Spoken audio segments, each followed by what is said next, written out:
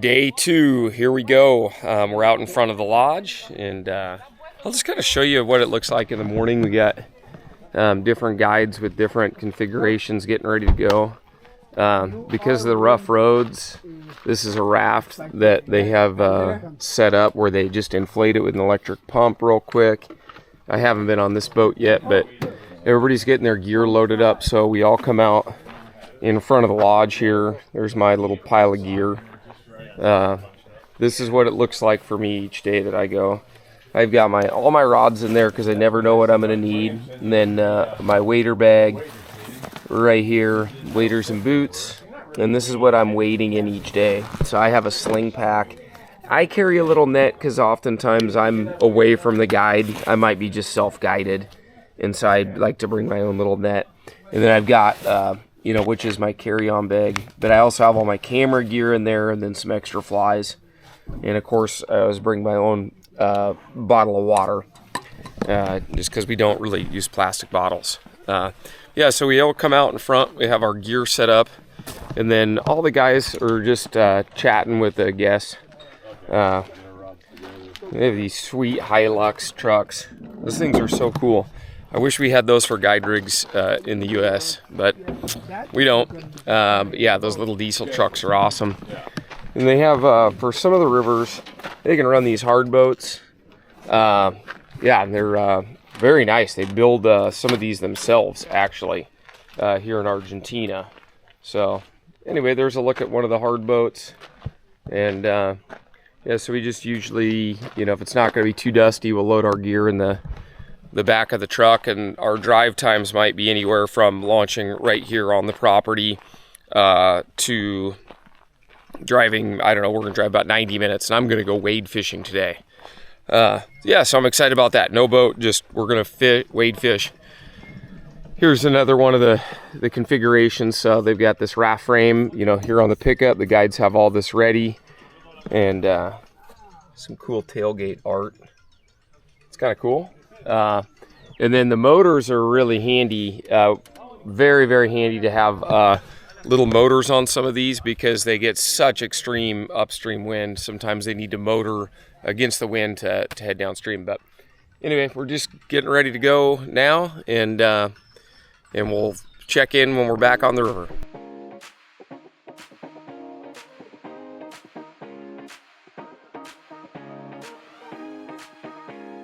We're all geared up. We're gonna go wade fish. We're on the Gualjaina river today. I'm fishing my 5-weight, and I'm gonna start with a beetle, and Chris is gonna start with a caddis or a mayfly. What? Mayfly. Yeah, so he's gonna fish, I think, a purple haze. That was working yesterday, Nico said. This is our guide, Nico. He's gonna put us on the trout today. 50 fish guaranteed. I don't think we're gonna get 50 fish. We're gonna start with one. Maybe more. We're gonna start with one, and then we're gonna hope for 2, and we'll just see what happens after that. But we're hoping to get some fish on dry flies today. It's gonna be all walk and wade, which I really enjoy. So anyway, let's hike into the river and get moving. So you fish the tree line. It's the creek with a bunch of willows. Any spot that you can put your fly in between the willows, give it a shot. There could be fish hiding right under the willows or the cut bank. Okay. Even a very small gap, just if you can land your fly, try it. All right, small spots. If I can land my fly, give it a shot. Give it a shot, yes. Give it a shot. Should work. Okay. All right, that's advice the guide. I'm going to take off, and Chris is going to head out with Nico. And I'm going to head a little bit different spot, and we're just going to try poking this little beetle into all the little tiny hidey holes along the bank. Sounds really fun. We'll see how it goes. Okay.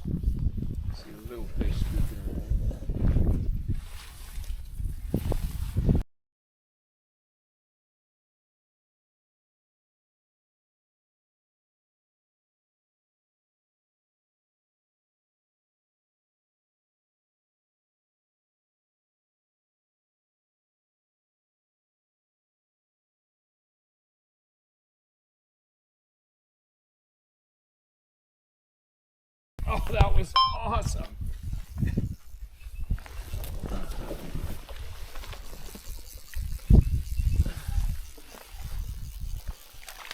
Oh, shoot.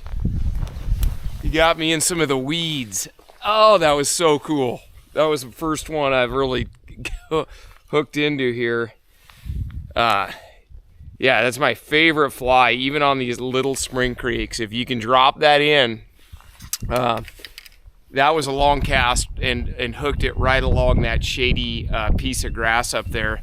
But what I found on these spring creeks is as long as the fish don't see you, it's okay for your fly to make pretty good noise hitting the water. So if you stay way downstream and cast back up, that little plunk of that beetle hitting, they can't help but look out and see it. I mean, it's barbless hooks. You're going to lose some of them. I really did want to put that one in the net, but that was very exciting. I had a couple of other refusals and grabs on the way up, but that was a good brown trout. Would like to have got that one. So we'll just keep kind of picking our way up and dropping that fly in there. This is on these creeks. The line management seems to be as important as the casting because there's a lot of stuff here to hang up in.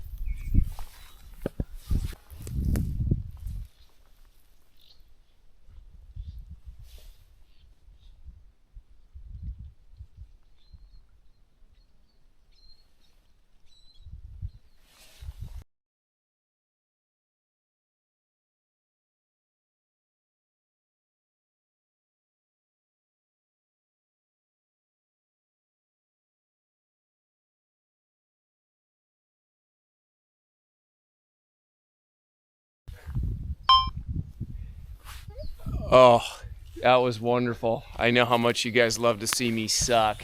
So not only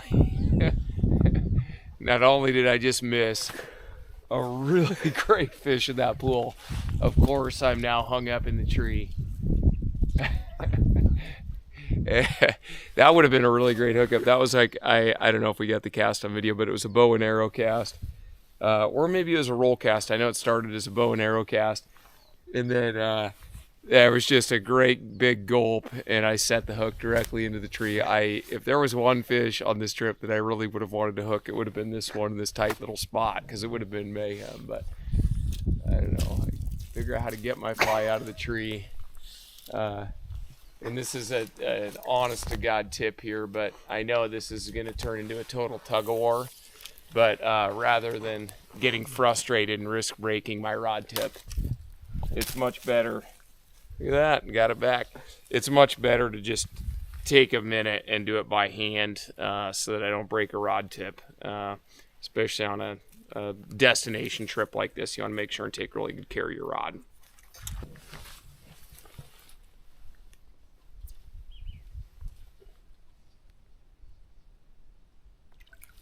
All right. I had to get him over those weeds. That was fun. That was really fun. Just classic Spring Creek stocking up there. And got a little rainbow here. Let's get him unhooked. Get him back in the water. But yeah, that was a good time. I was glad to get one fish under my belt here so I can get the skunk monkey off my back. And this is pretty fun. I'm just kind of creeping along. I'm gonna see if I can't get another one here.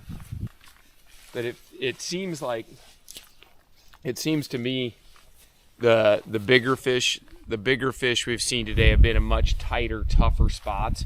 And out in this open pool right here, wonderful. I got a tangle. Out in the open pools like this, we're seeing smaller fish, but those bigger fish are tucked really tight into the dark shadows. So we'll dink around in the open here for a minute and just kind of watch and see if we can target a larger fish feeding. And if we can't, we're just going to keep hiking along and just trying to get into all those little dark hidey holes that are all intermixed through here. But yeah, so far we've seen both browns and rainbows this morning, which is really cool. We got both species. There he is. Oh, I think I might have busted him off. Nope, got him. There's another one. The first one that ate was a little bigger. That's another one of the small guys. Get him over the top. There is a brown. Little brown trout. We'll take it. So what I did was, there's a real deep hole. Yeah, it's not a big one, but I switched to a TJ hooker, which I have found to be, I mean, just universally, it's amazing. But this thing makes a really good dragonfly nymph or leech, just a little bug. And apparently there are these freshwater crabs in here. They're not a crayfish. I can't remember the name of them, but there are these freshwater crabs in here in this creek. So I'm gonna try this bug again. Let me throw it over there because the first fish that ate just absolutely hammered it. So let me see if I can't get another shot in there.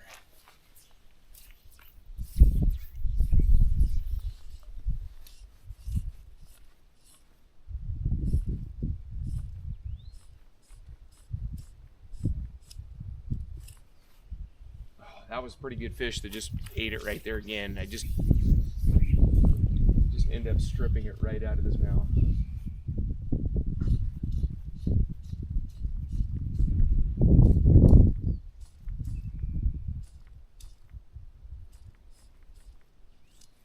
Another little guy. Try not to, I can see the fish in there, and I'm trying not to set the hook on the small ones. That's the best cast yet. There he is. Oh my gosh, that was a good grab. How did I miss that?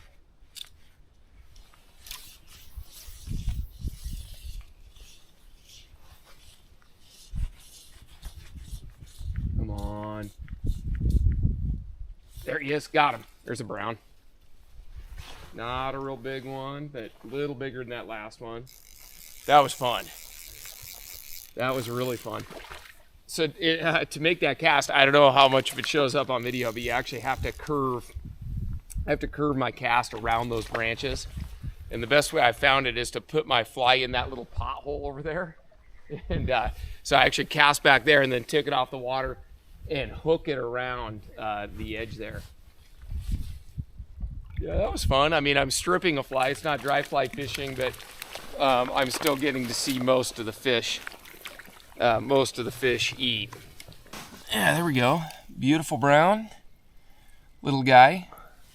That first one I hooked was still by far the biggest fish I've hooked. It was like the first one. I was like, oh, this is going to be easy. We're going to be catching lunkers all day. And not the case. That was a pretty special fish. Let's just go live, and I'm going to throw another one in there. So I'm going to throw my fly back into that pothole right there. I'm going to use it as a water load, and then that allows me to throw it around the bend. There he is. Got him. Oh, that was another brown trout. There he is. Got him. Nice rainbow.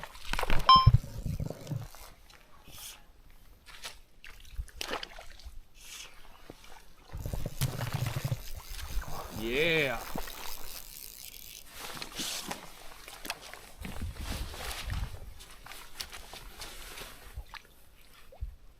All right.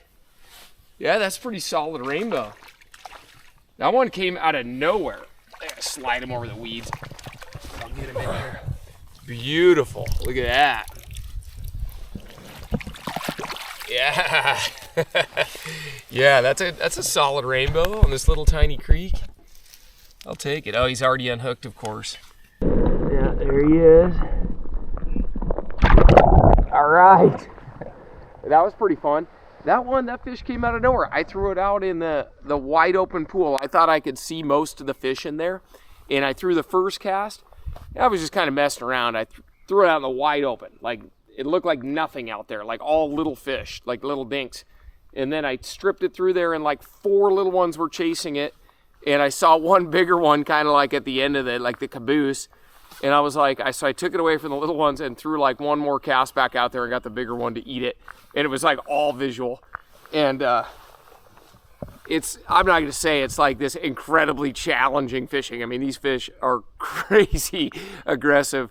And it's such a treat to fish for like almost completely unpressured trout. I mean, these trout, like, they're, of course, the better fisherman you are, the more fish you're going to catch. But this is pretty easy fishing. Like, it is not really that challenging. And like I said, it's a treat to see fish just have that wild behavior that they would exhibit if there were no fishermen around. And to me, that's like pretty cool to see those trout just kind of out of their minds. It's pretty dang fun. Really having a nice time fishing for this. This is pretty wild.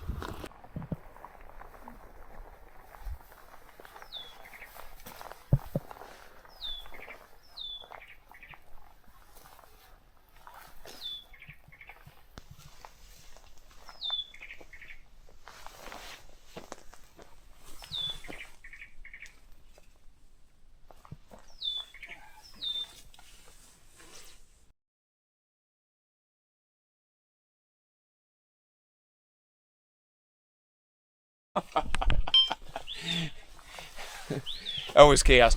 I like literally didn't even have a retrieve. I just threw it in there and was jigging it across, like just with my rod tip and hooked the fish.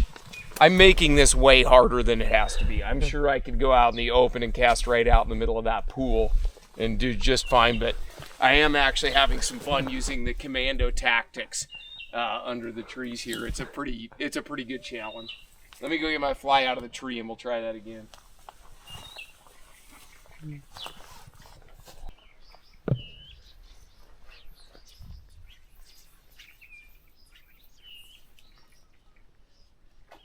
Oh my gosh, are you kidding me?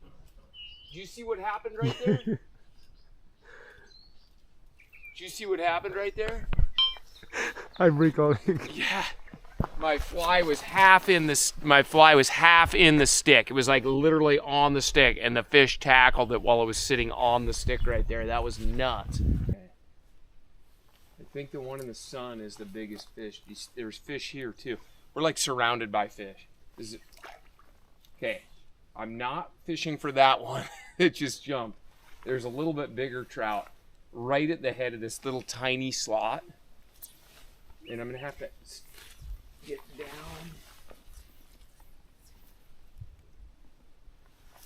Oh, he sees it. He sees it. I'm just in the shallow. I'm too far in the shallows.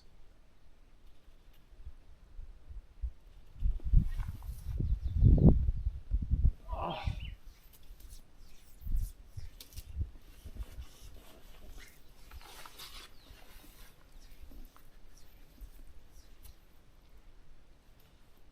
Dude, there's more fish right down here. I cannot believe this.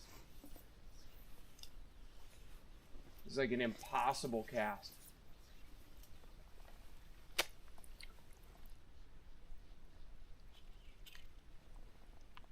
God, oh God, that fish just absolutely attacked that thing.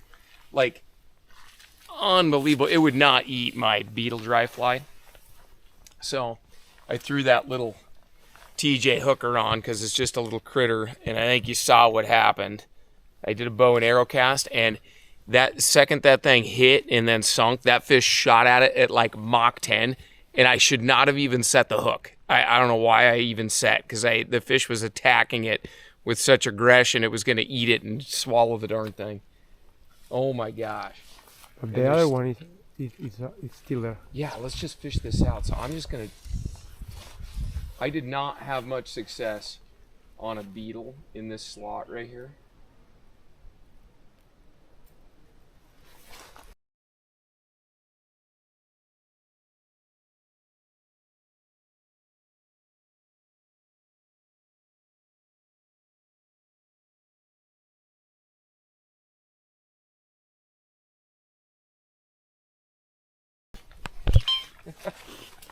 Oh, of course it came.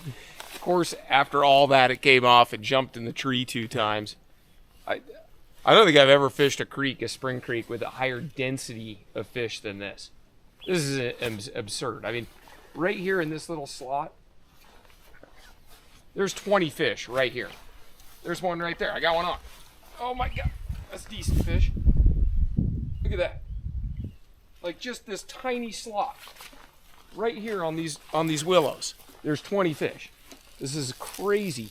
This is a ridiculous amount of fun. And I made this comment before, and I'll make it again. I am making this way harder than it needs to be.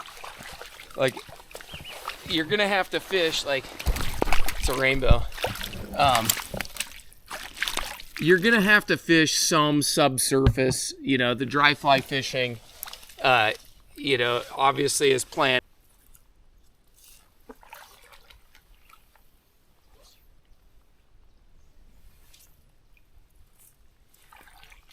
Okay, so I'm going to give you a little tip here. I'm in a tight casting spot, and I need to get it to go straight upstream into the jungle up there. So what I'm going to do is I'm just going to feed line down here. I'm going to get a little bit of line out. I'm going to take it straight off the water, straight up there.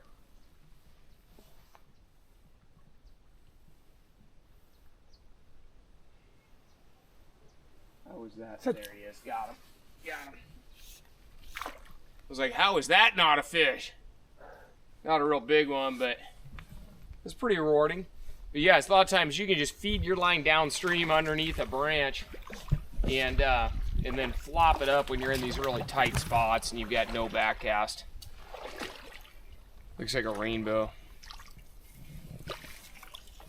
Every time you set the hook here, you're in danger of getting your fly in the tree. Every time you land a fish here, you're in danger of getting your line in the bushes. I'm just gonna turn the hook on that little guy. So we did fish some more open water. There's places where this creek does go out in the open, and I caught a pile of fish out in the open down there. But I'm still kind of searching for that 2-footer that I've glimpsed here and there, and I feel like these dark areas around the trees are going to be better for looking for a larger brown trout. So I keep getting drawn into these shady pools right in here, but the larger fish have proved very challenging today. I have caught an infinite number of smaller fish, which has kept me highly entertained, and I think anybody who fished this destination would absolutely love it. But we're just kind of poking around, and we're fishing the trees and the shady stuff because we're hoping there's a bigger brown there. But lots of open water, and there's been lots of dry fly fishing. I'm fishing a hopper dropper now, just in search of a little bit larger trout, and it's been pretty productive. There's so many fish in this creek, I literally thought I was going to get one right there by flipping it upstream. But yeah, we're just going to keep hole hopping. I think this hole's blown. So we'll head up to the next spot. We're going to hit one more spot and then go have a nice lunch. The fly that has been most effective today, and I'm just nuts about these things. I know it's stupid. I'm not showing you anything you haven't seen before, but that's a silly stone from Rio in like a 12. It's a 12. It's a little bit bigger than the one I was using yesterday. But the legs on that, even in the slow water, just kick around so well. It's highly effective in these still waters. So I'll use it in back eddies or lakes, a little bit of everything. I know that it's less conventional to use a stonefly as a dragonfly nymph, but dragonfly nymphs are absolutely everywhere in these weed beds. And anytime that thing gets near a weed bed, even in the slow water, that silly, as in silicone for the legs, just kicks around and gets bit, just straight up. And I have a lot of fun fishing it because like I did yesterday on the Rio Grande, you could twitch it and move it and actually give it some action, and those rubber legs twitch around pretty good. So that's been my best fly. I hooked my biggest fish, however, on a solo beetle right at the beginning of the day, but I have not. I've occasionally switched back and forth to a dry, but haven't been able to get much up on a dry fly, unfortunately. But we're going to fish a different section this afternoon that will probably look a lot different than this, and I'll probably dry fly fish more there. Well, we just had a ridiculously nice lunch. I am ashamed that I didn't record some of it. We had prime rib and red wine. The Malbec was especially good with the prime rib, and just ridiculously great lunch. And we're going to hike downstream from here.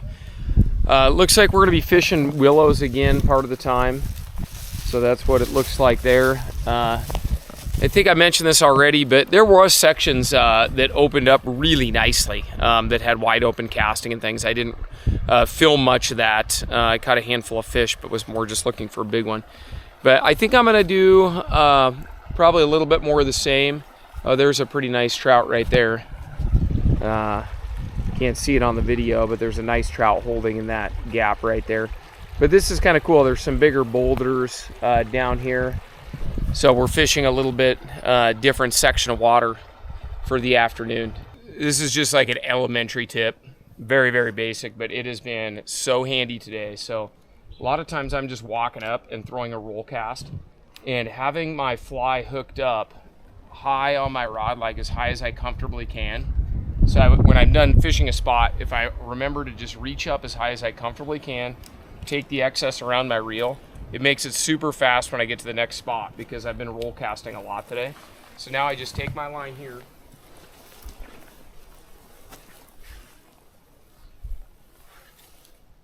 and a lot of times, I got a little bit messy, but a lot of times I don't even have to reach up and get that fly. I can just bump it off there. Oh, come on. I've got to reach up and get it. So now I can just, I'm already ready to make my roll cast. So a lot of times my very first shot in, that's all it's going to be, is just like that right there. Very nice trout, just refused that fly.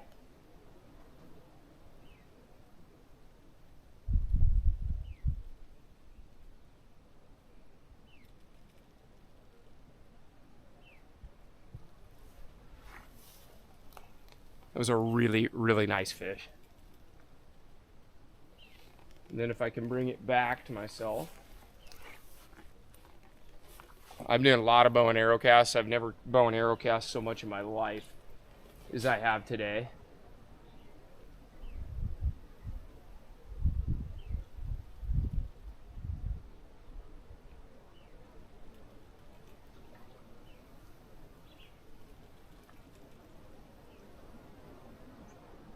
Oh,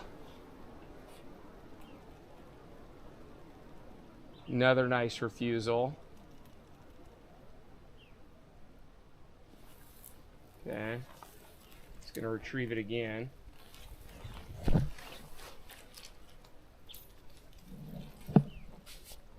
And on that bow and arrow cast, I'm not holding the fly, I'm holding up the leader a little ways.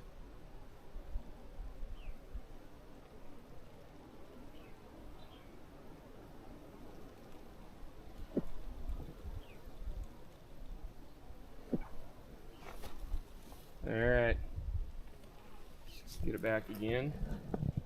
And it takes a lot of friggin' discipline, because I want nothing more than to just start fly casting or roll casting. And I can throw that cast a little bit further, but when I do that, I've just got to grip further up the leader, more like in the butt section of my line, and then just make sure my fly isn't snagged in the grass beside me. I just heard a nice fish feed right on the other side of those willows. But it's pretty handy. It's been keeping me out of the trees pretty well on a lot of these real short casts. And once I'm out in there, I'll just go ahead and I can probably start roll casting now. Pretty ugly roll cast. There we go. Oh, there's a little guy. I didn't want to set the hook on that, because I probably would have set the hook right into the tree behind me.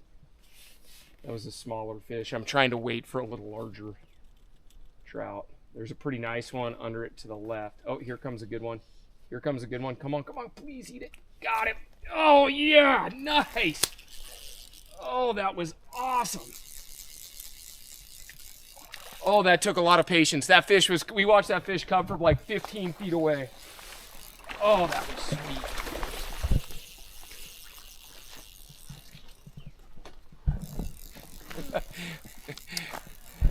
Oh, that was absolutely awesome watching that fish come. He swam for like 15 feet away and ate that beetle. Man, I think this is the rainbow that we were fishing to earlier from the other side. Oh, beautiful fish. Beautiful fish. On that beetle pattern.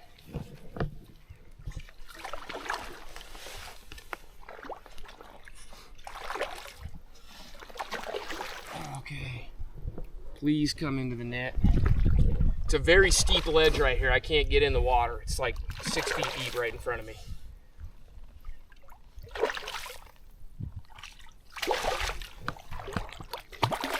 Oh, come on. All right. Sweet. Oh, that's a beautiful. That's by far my biggest rainbow of the day. Oh, what a trout, man. What a trout caught on that beetle on that spring creek. I'm stoked. And that thing took a lot of patience, man. I had those bow and arrow casts and those roll casts. That was freaking sweet. That was great. Nice fish. Oh. Darn it.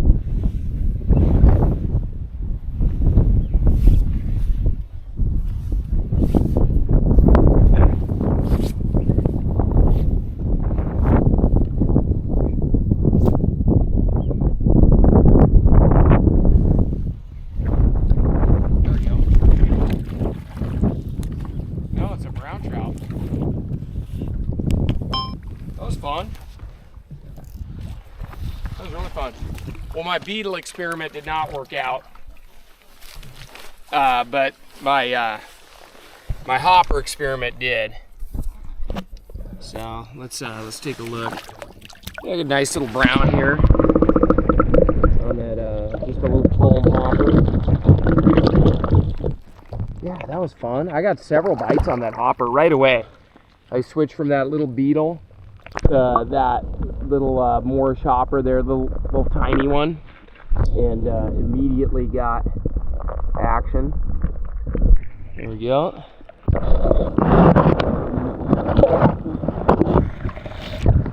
Yes, that was great. So I switched up to the little from the Stiltsville, or excuse me, I think I said Stiltsville, the Splitsville beetle, which I do really like, to just a little Moorish hopper. So a little itty bitty guy, and I've gotten quite a few bites so far. So yeah, we'll just keep chipping away. Eventually we're searching for a bigger one. Eventually we'll find them, but they've been schooling me thus far. I've been spooking them, I've been missing them, but we'll kind of pick our way up the Spring Creek here and see if we can't get another one. There's a bunch of them chasing it. Oh, there's that big rainbow.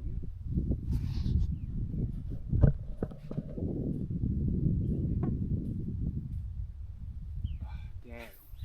That big rainbow is following it again.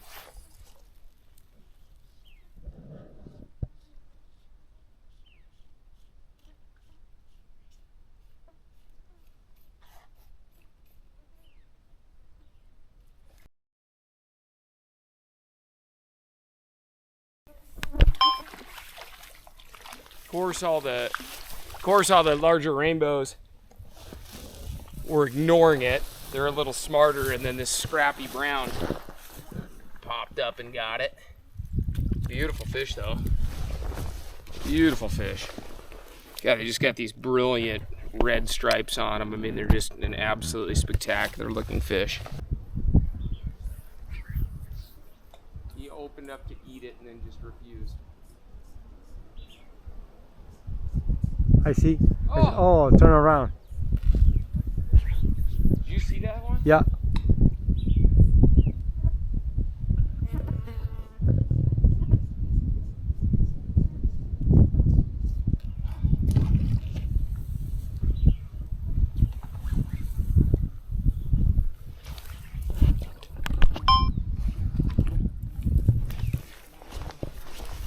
Okay, well here's like fish number 60. It's not a big rainbow, it's another small one.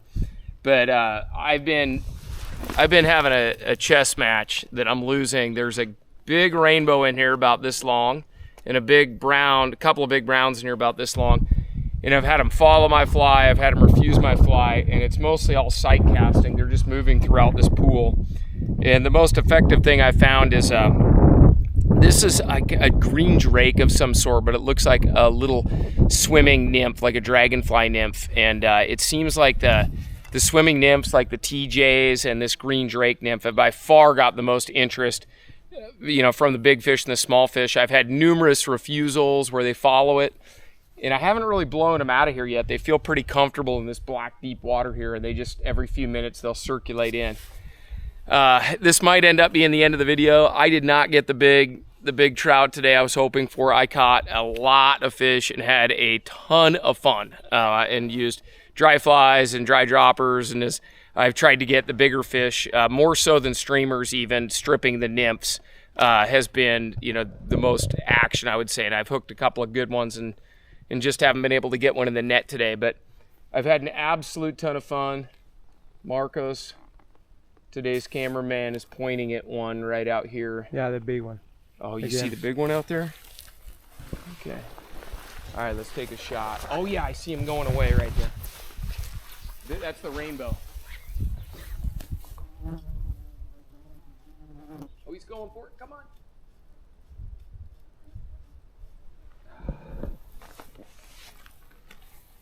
That's